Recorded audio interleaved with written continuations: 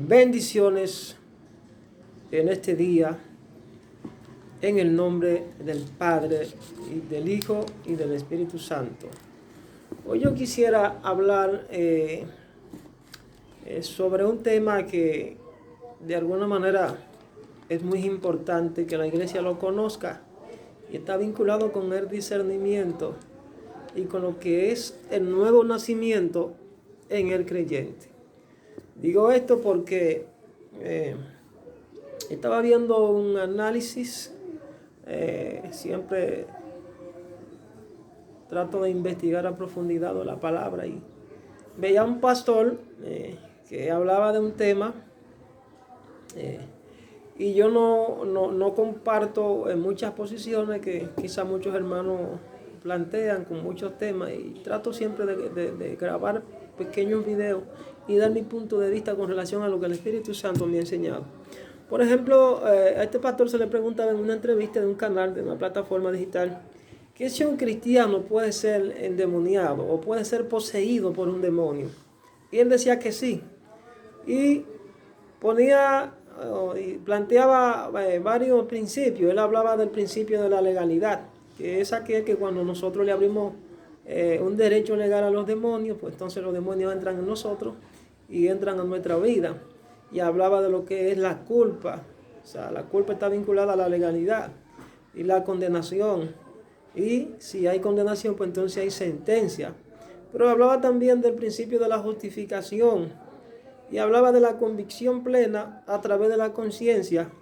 Y que hay gente que no han tenido una convicción plena por el Espíritu Santo de lo que significa el pecado. Y para ello yo voy a tratar de esclarecer un poco, conforme a lo que, repito, el Espíritu Santo me ha dado, según el entendimiento. Para ello vamos a analizar y vamos a dar la primera cita bíblica que se encuentra ubicada en el libro de San Juan, el capítulo 8, versículo 32, muy conocida. Dice: y conoceréis la verdad, y la verdad os hará libres. Partiendo de ahí, de ese texto bíblico, esa porción bíblica que fue predicada por nuestro Señor Jesucristo, se está hablando que el conocimiento es real y efectivamente lo que nos va a llevar a conocer la verdad. Pero seguimos analizando este verso bíblico y podemos decir que la falta de conocimiento nos lleva a la falta de un entendimiento. Y Dios dice que Él se agrada en que se le entienda y se conozca.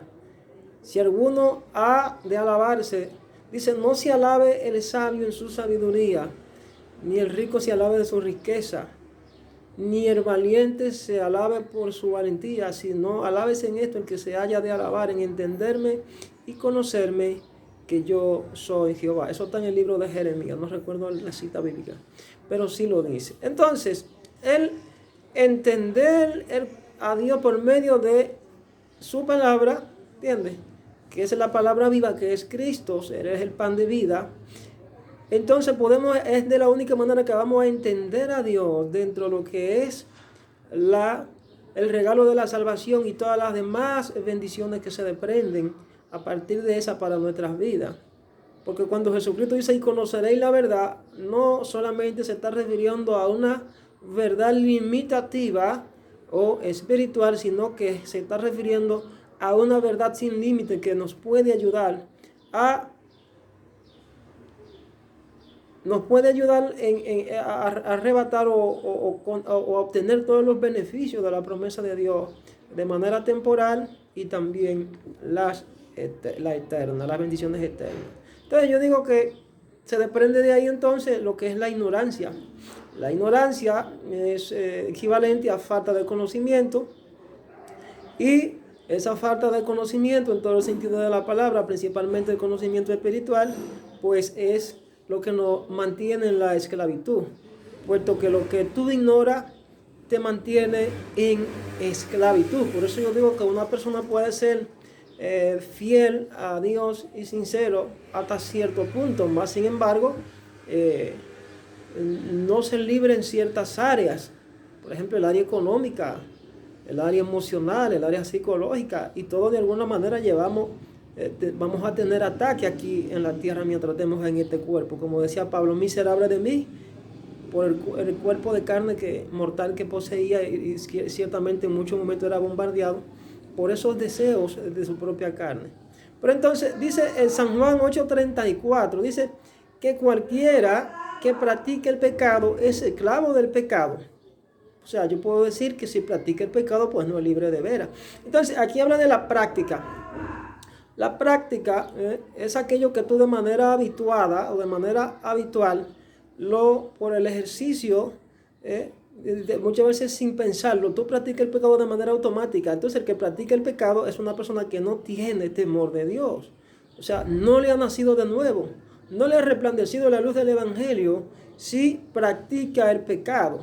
Entonces, en 1 de Juan 5:18, todo aquel que es nacido de Dios no practica el pecado, pues aquel que fue engendrado por Dios le guarda y el maligno no le toca.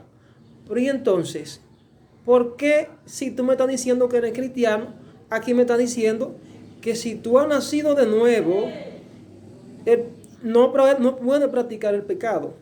Porque que tú has sido engendrado por Dios, por medio de su Espíritu. Y si el Espíritu está en ti, el maligno no puede tocarte. Entonces yo digo que si una persona es cristiana, no puede ser poseído por el diablo.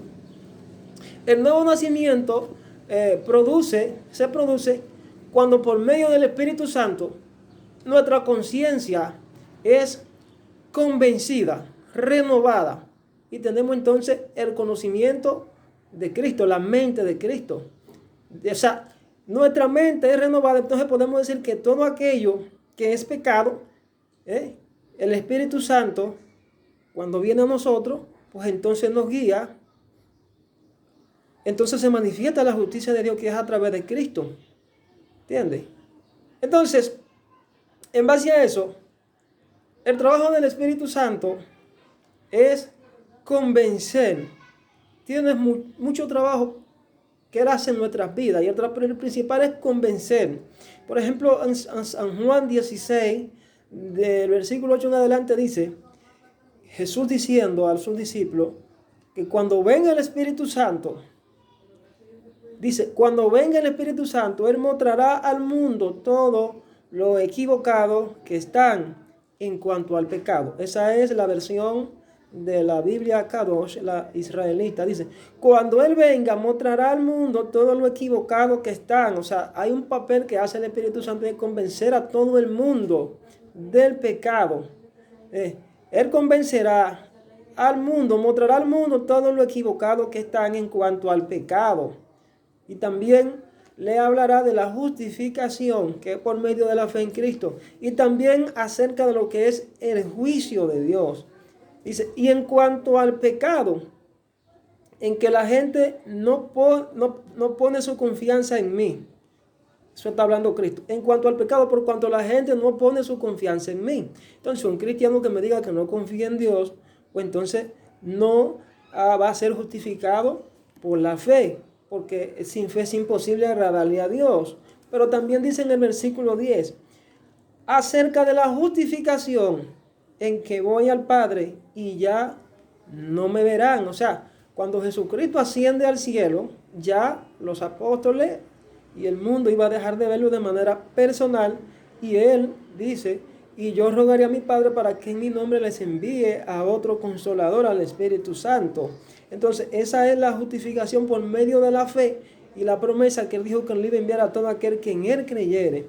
Entonces, en el versículo 11 dice, y acerca del juicio, en que el gobernante de este mundo ya ha sido juzgado. O sea, ahí establece la sentencia de que los espíritus de la tiniebla, conjuntamente con Satanás, ya sobre ellos gravita una sentencia y ya han sido condenados. Lo único que hay una sentencia que se mantiene preventiva hasta tanto se ejecute para el tiempo del fin. Entonces, en el versículo 12 dice, yo todavía tengo muchas cosas que deciros. Eso es Jesús. yo todavía tengo muchas cosas que deciros, pero ahora no la podéis soportar. O sea, Jesucristo no le enseñó toda la verdad a los discípulos. Los discípulos conocieron toda la verdad cuando el Espíritu Santo, cuando recibieron la promesa del Espíritu Santo y fueron revestidos de poder, entonces ellos pudieron entender toda la verdad. Cuando hablo de toda la verdad, se comprende el conjunto de principios y normas que trazan las pautas para que nosotros podamos exponer la verdad de Dios con propiedad, la justicia de Dios, la misericordia y el amor de Dios y la fe. En el verso 13 dice, sin embargo, cuando Él venga, se está refiriendo al Espíritu Santo, cuando venga el Espíritu de verdad, o sea, hay una manifestación del Espíritu Santo que se manifiesta como Espíritu de verdad. Él revela la verdad de Dios. Dice, Él los guiará a toda la verdad. Y aquí Jesús vuelve siendo enfático. Dice que no tan solamente se refiere a una sola verdad. No es tan solamente se estaba refiriendo a la verdad espiritual, sino en todo el sentido de la palabra. Y dice, porque Él no hablará por iniciativa propia. El Espíritu Santo siempre habla por iniciativa del Padre y del Hijo. O sea, todo lo que Él oye allá arriba en el trono de Dios, Él viene y habla todo lo que el Padre le dice, todo lo que el Hijo le dice y lo transmite a la iglesia. Dice, porque no hablará por iniciativa propia, sino que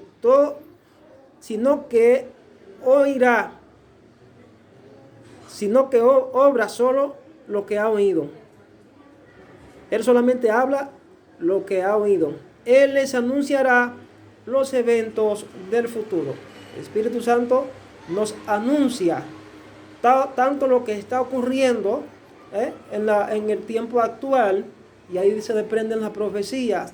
A cada persona de manera particular Él ministra de una manera diferente, porque Dios conoce de manera particular individual la vida de cada quien.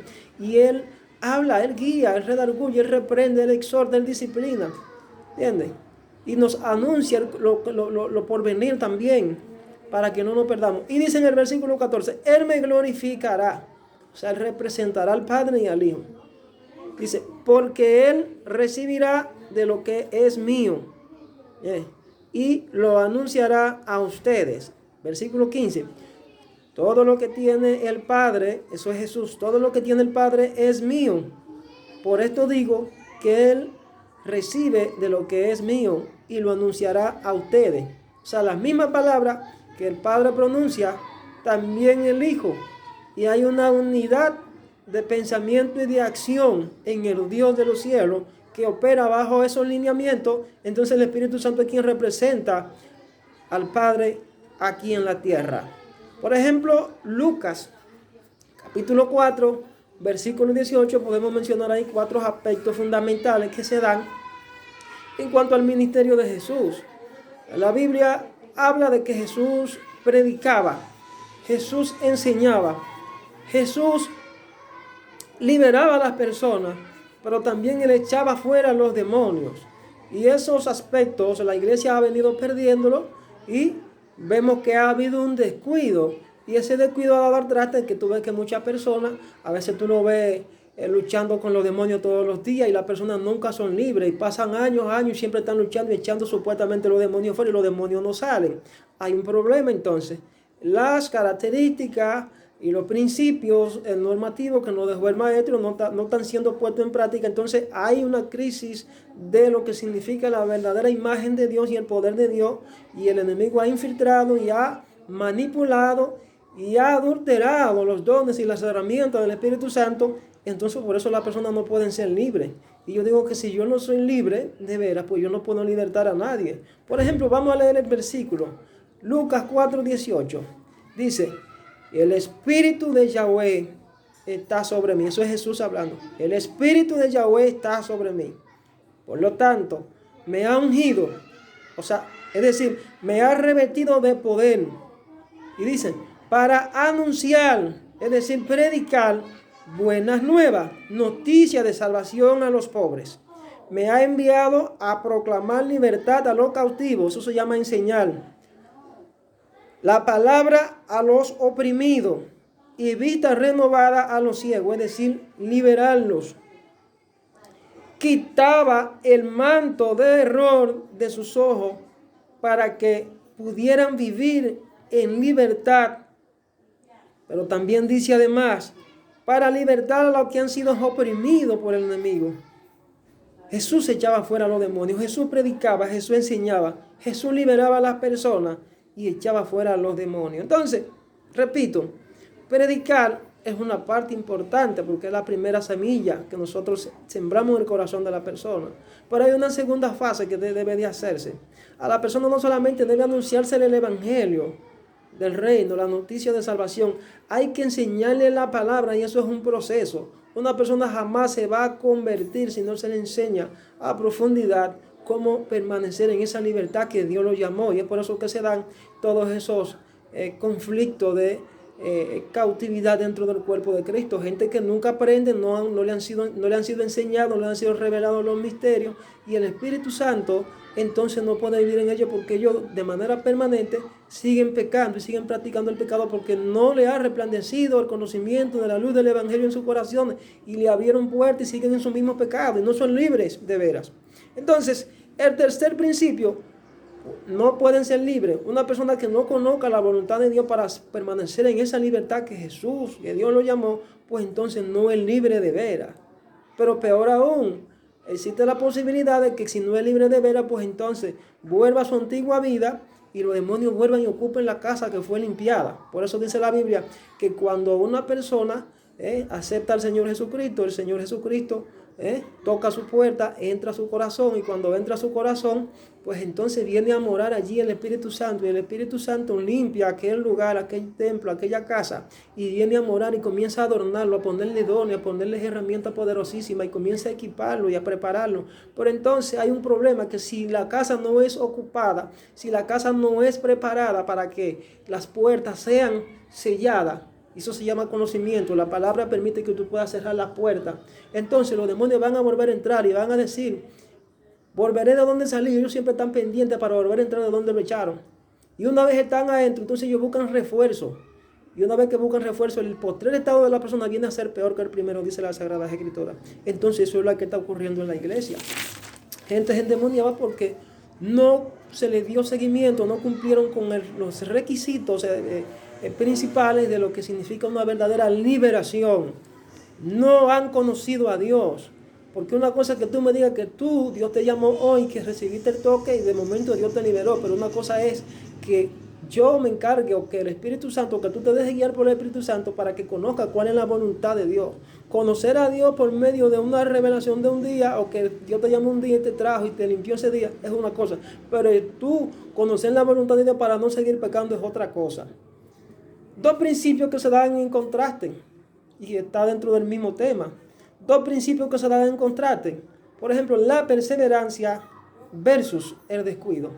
Jesucristo dijo, el que perseverare hasta el fin, ese será salvo. Entonces la perseverancia está conectada con la paciencia, está conectada con las virtudes del amor cristiano. Y Pablo habla de lo que son las obras de la carne en Gálatas 5:22 y las obras del Espíritu. Quien vive bajo las obras de la carne jamás puede agradar a Dios. Se constituye pues en un enemigo de Dios. Aunque lo haya conocido, si se descuida y le permite a las obras de la carne tener dominio sobre su vida, entonces no puede agradar a Dios porque ya le dio entrada a los deseos de la carne. Y detrás de los deseos de la carne está la forma operativa de cómo los espíritus pueden volver a poseer el cuerpo, puesto que eso es lo que abre la puerta para que el enemigo entre. Entonces nosotros, ya una vez descuidado, pues ellos vienen a morar de donde salieron porque ya no tenemos las fuerzas, no tenemos el conocimiento de Dios para poder reprenderlos y echarlos fuera. Entonces, la perseverancia es fundamental, pero perseverancia en fe. Quien no tiene confianza en Dios, pues es decir, no puede decir que tiene fe. Y si el que no tiene fe no tiene confianza. Entonces, el descuido, según Hebreos 2, que es necesario, dice Pablo a los hebreos, que con más diligencia atendamos a las cosas que hemos oído, no sea que nos deslicemos. O sea, cualquiera se puede deslizar en cualquier momento si se descuida. El versículo dice, porque si la palabra dicha por medio de los ángeles fue firme y toda transgresión significa violación de los principios de Dios y desobediencia recibió justa retribución, la consecuencia del pecado, ¿cómo escaparemos nosotros si descuidamos, oigan esto señores, si descuidamos una salvación tan grande? O sea que la salvación se puede perder en el camino, la cual viendo sido anunciada primeramente por el Señor nos fue confirmada por el Señor. Dice, primeramente por el Señor, confirmado por lo que la oyeron, perdón. O sea, se puede perder la condición de hijo y se pierde la salvación incluso. Cuando se pierde la condición de hijo, se pierde la salvación. Entonces, si es poseído por un demonio o por demonios, no es hijo. Yo digo que perdió el acta de inscripción de su nacimiento y su nombre fue borrado del libro de la vida de las cortes celestiales. Si perdió su condición de hijo, si perdió su identidad, es decir, su acta de inscripción de su nacimiento, su nombre fue borrado del libro de la vida de las cortes celestiales, entonces es posible que tú estés dentro de la iglesia, pero ya te perdiste. Ustedes no han visto eso, hermano. Gente que tienen muchísimos años en la iglesia y están ahí, pero están en rebeldía, están en desobediencia, entraron en un descuido y ya su nombre fue borrado del libro de la vida. Y es posible que hable lengua, es posible que diga muchas cosas, pero más sin embargo está bajo un juicio y si no se convierte puede tener problemas. Y a propósito de lo que significa la conversión, y eso está dentro del mismo tema. Hay dos aspectos que son fundamentales, sine qua non, o sea, que no pueden pasarse por alto y que son requisitos fundamentales para que se produzca el nuevo nacimiento, que por vía de consecuencia es el Espíritu Santo quien lo hace en nuestras vidas. Dice que arrepentido y convertido para que sean borrados vuestros pecados. O sea, los pecados para poder ser borrados en nuestra vida necesariamente tienen que darse dos fases, dos aspectos fundamentales, un proceso que se llama arrepentimiento. El arrepentimiento es la primera fase. Y repito, Dios te llama un día y tú accedes porque escuchaste la palabra de Dios y de repente te arrepentiste y el Espíritu Santo entró a tu vida y la casa fue limpia porque Dios tiene un poder soberano de entrar a los cuerpos porque todas las almas son de él y Dios te limpió en un momento. Eso puede ocurrir hasta en un momento, como le sucedió al ladrón de la cruz. No fue bautizado, no tenía doctrina, no tenía ministerio, pero fue salvo por la gracia y la misericordia salvífica de nuestro Señor. Entonces, ahí puede darse el traste de que quizás él no pasó por un proceso de conversión absoluta, puesto que para que el proceso de conversión se dé en la vida del creyente necesariamente tenemos que tomar tiempo.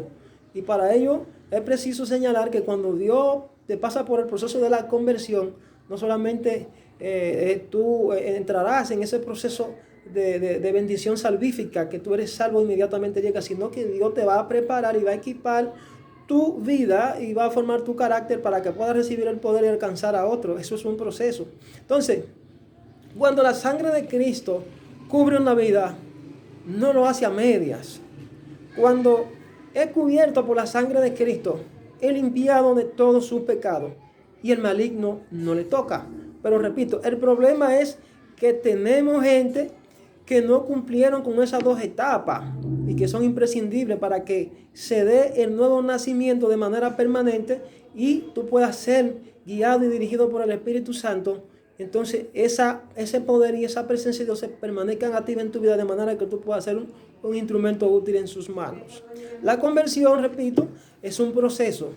Por eso no es lo mismo que tú te arrepientas, aceptas al Señor y tú tengas un cambio de mentalidad.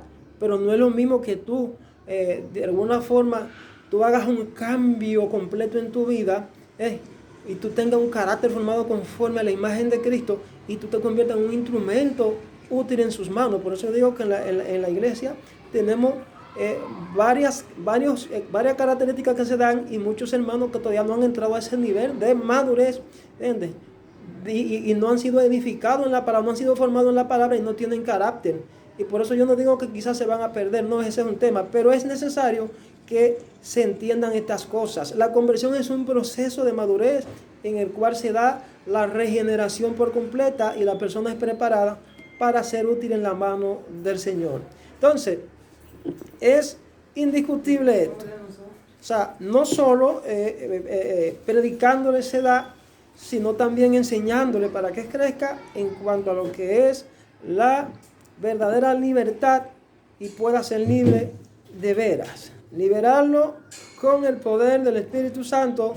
Y otro aspecto fundamental, que cuando ya estamos equipados, cuando ya estamos preparados, entonces vamos a obtener el poder del Espíritu Santo para echar fuera los demonios. O sea, esa parte donde el pastor dice que un cristiano puede ser poseído por un demonio, yo esa parte difiero. Lo que sí puede ser es influenciado. Varón, ¿qué usted dice? ¿Cómo que puede ser influenciado? Sí, porque influenciado es una cosa y poseído es otra. Esta gente que tú lo ves que caen siempre en la iglesia, que tienen 10 y 15 años, caen por la iglesia botando espumarajo por la boca y siempre están saltando y brincando de aquí. Esa gente no son libres de veras. Esa gente hay que revisarlo, esa gente hay que tratarlo, esa gente hay que sentarse con ellos. Esa gente hay que investigar a ver si hay algo que está oculto en su vida, si hay algún pacto, si hay alguna maldición que no ha sido rota. Y el poder de Dios y el Espíritu Santo va a revelar lo que es en la vida de esa persona para que pueda ser libre. Y para eso hay líderes que tienen que tener el discernimiento y tienen que tener la unción y el poder para echar fuera a esos demonios. Entonces yo decía que la conversión es parte importante. Y esa es la labor del pastor, esa es la labor de los ministros, de los maestros. Formar a esa persona para que sellen, para que cierren la puerta a los demonios, para que cierren la puerta al diablo. Buscando el conocimiento, buscando la revelación, buscando la dirección y guianza del Espíritu Santo, porque los que son guiados por Dios, esos son los hijos de Dios. Ningún hijo que me diga a mí que no es guiado por Dios, entonces es un hijo rebelde, porque el que no es guiado por Dios es guiado por el otro, y si es guiado por el otro va rumbo a perdición. Eso es indiscutible. Tú puedes ser pastor, profeta, quien tú quieras que sea, pero si no cumple con esos estándares y esos patrones que el Señor Jesucristo dejó ahí, entonces anda mal y tiene que reconocer lo que está mal y tiene que humillarte y tiene que arrepentirte. Entonces, una cosa es tú ser influenciado y otra cosa es ser poseído. Podemos ser influenciados aunque tengamos madurez, aunque tengamos cierto conocimiento y revelaciones. Cualquiera puede ser influenciado. Y eso se da muchas veces cuando tenemos poca formación. Por ejemplo, le pasó a Pedro. Pedro se para enfrente del maestro y el maestro comienza a disertar y a decirle, maestro, Jesús le dice que era necesario que él muriera y que fuese azotado por el concilio, por los sacerdotes y por aquella clase dominante de aquel entonces, que era lo que lo perseguían y lo enfrentaban y lo confrontaban. Entonces, y tenía que morir al tercer día, le dijo a Pedro, etcétera, etcétera. Dice Pedro, pero maestro, no, que nunca te acontezca tal cosa. ¿Cómo que tú tienes que morir? No, que esa nunca te acontezca, maestro. Jesús, como conoce todas las cosas y estaba viendo que no era él que estaba hablando, sino Pedro estaba siendo influenciado porque abrió un portal, abrió una puerta cuando declaró esa palabra, que eran opuestas a la voluntad de Dios, opuesta a la voluntad del Padre. Entonces abrió un portal y cuando abrió el portal el demonio se manifestó, el Satanás apareció detrás de Pedro. Entonces Jesús lo vio y le dijo, ni siquiera reprendió a Pedro, le dijo, apártate de mí, Satanás, me eres tropiezo, porque no pones tu mente en las cosas de arriba. Apártate de mí, Satanás. Pedro estaba siendo influenciado. ¿Que Pedro estaba siendo poseído ahí en ese momento? Eso es mentira. Pedro estaba siendo influenciado porque le hacía falta conocimiento de lo que significaba la verdadera voluntad. Ellos todavía no entendían el misterio de la redención. O sea, una iglesia que no conoce aún ni siquiera lo que significa el misterio de la redención, que es tan simple, que es fácil de entenderlo, y todavía no ha sido formado en el ministerio de la redención, y predica esa doctrina de manera torcida, tiene que tener cuidado, tiene que ser formado. Esa persona todavía no tiene carácter, y si no tiene carácter, en cualquier momento puede ser influenciado, y si influenciado también puede ser hasta poseído, porque hay una tendencia de que quien no tiene fundamento en la palabra, es posible que se descarríe. Porque eso fue lo que pasó en la parábola de la semilla que fue sembrada junto al camino. 4 tipos de creyentes. Uno que no tenía fundamento, no tenía raíz en cuanto a la voluntad del Padre. No conocía los fundamentos. Segundo, hubo otro que por causa de la prueba, cuando llegaron los ataques por causa de la voluntad del reino, agarró la patineta y se fue, como decimos en un buen dominicano. Ya van 2. Pero hubo otro que también le fue sembrada la semilla. Estos son los oidores olvidadizos y que no tienen suficiente fe y se van. Viene el enemigo y le saca la palabra que fue sembrada de su corazón y se van. Ese otro tipo de creyentes no tuvieron permanencia, no tuvieron perseverancia en la fe y están ahí. Y a veces lo vemos ahí que visitan, pero no. Entonces, el cuarto tipo de creyente es aquel que da fruto con perseverancia, que tiene carácter, que es obediente y que da fruto a un 30, a un 60 y a un 100. O sea, hay un gran problema. Y es que siempre vamos a tener una tendencia de gente que van a absorber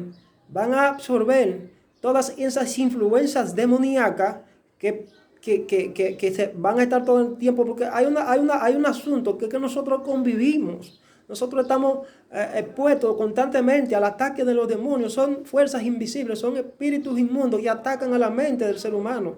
Y el ignorar esto yo diría que es una grave falta de conocimiento. No podemos ignorar las maquinaciones del diablo. Entonces, esas son áreas que hay que trabajarlas. Podemos ser influenciados, pero no poseídos. Si es un verdadero creyente, no es poseído. Si es una persona cristiana, no es poseído. Ahora, si es una persona que realmente efectivamente está gravitando bajo esos rudimentos y todavía no ha tenido fundamento, todavía no ha tenido madurez y todavía no ha sido formado en la palabra, entonces necesita que sea liberado. Por eso dice, y conoceréis la verdad, y la verdad os hará libre. Y al que el Hijo libertare seráis verdaderamente libres. Entonces, hay un proceso que para ser verdaderamente libre hay que obedecer. Hay un proceso que se da, en que Dios te llama, cuando te llama te liberta. Por esa libertad debe haber una permanencia y un seguimiento para que tú permanezcas siendo fiel, obediente, confiando en Dios, dependiendo de Dios, y eso pueda manifestarse en una formación de carácter, de manera que tú puedas recibir el poder y la autoridad de Dios y ejercer el don o el ministerio que Dios te haya entregado y convertirte en un instrumento útil para la gloria de Dios.